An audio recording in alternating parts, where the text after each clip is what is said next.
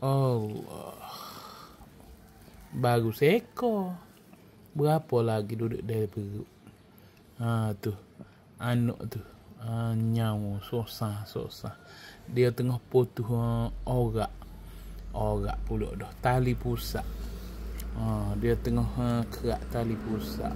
Dia beranak luar kotak. Dok. Ia beranak dalam kotak. Sebelum ia beranak lah, ia duduk gagi mari. Tak tahu nak beranak mana. Aku pun akak dia tak dalam kotak. Allah.